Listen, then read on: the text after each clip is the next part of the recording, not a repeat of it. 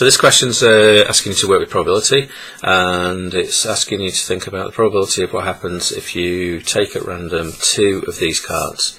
So we've got a selection of cards, they're going to be turned over, we're going to select two of them at random, and we want to know the probability that they are two different letters. So two different letters on the cards. So we've got lots of ways we can do this. We can do it through the tree diagram, see what the outcomes are, or we can do it through logic and write down what logically we expect to be happening to give us the conditions that the question wants. I'll do both so that we can see both methods, and then you can make a decision on what you feel works best for you. If we've got a tree diagram approach then, so the first event is the first card. So we know that what could happen is we could get an A, we could get a B, or we could get a C.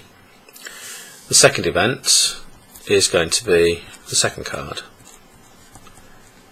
So again, if we pick card A first, then the second card could also be an A, or a B, or a C. If we pick card B first, then there's enough B's to have either an A, another B, or a C. If we pick C first time round, because there's only one C, then there's only two possible outcomes from there. We're either going to get an A or a B card. So those are the possible options. So the outcomes could be written as I could get an A and an A, I can get an A and a B, and so on. The question wants to have different letters. So basically, when we look through this, the different letters happen here.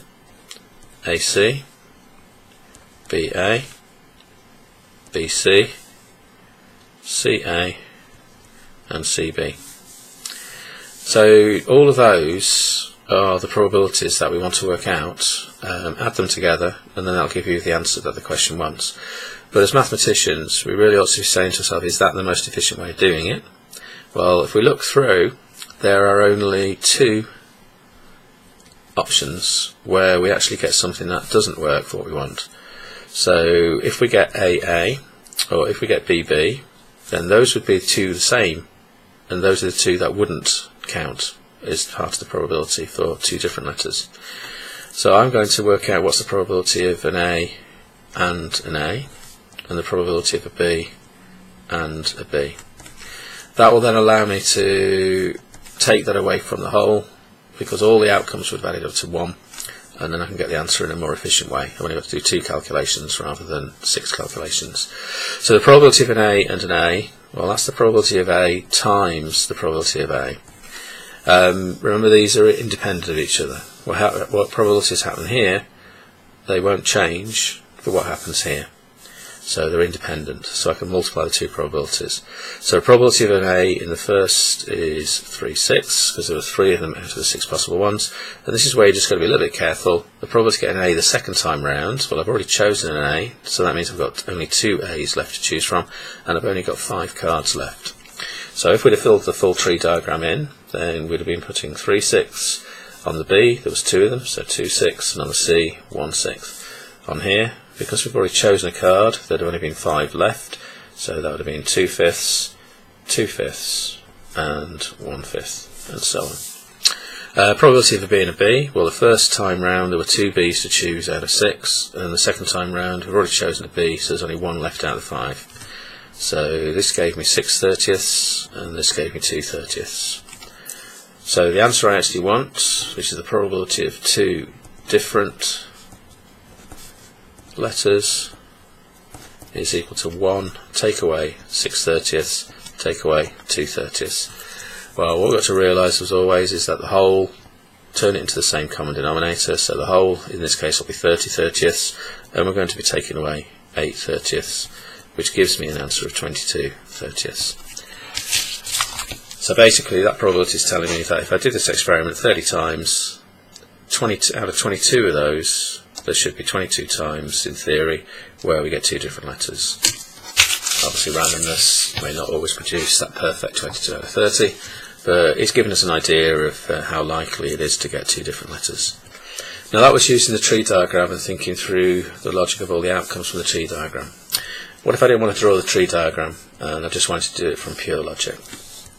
Well, the logic would be that if I want 2 different letters, then I'd want the probability of an A and a B, or I'd want the probability of an A and a C, or I'd want the probability of a B the first time and an A the second time, or I'd want the probability of a B the first time and a C the second time, or I'd want the probability of a C and an A, or I'd want the probability of a C and a B. So I could have done it through a logical approach, and those are the ones that actually give me all the answers I need, and I could have worked out each one. So this would have been the probability of A times the probability of B the second time round.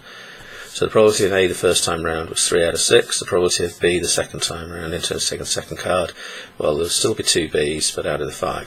So that would have given me 6/30. Excuse me. This one, probability of A the first time round, 3/6. C, 1/5. Probability of B, 2/6. A, 3/5. Probability of B, 2/6. C, 1/5.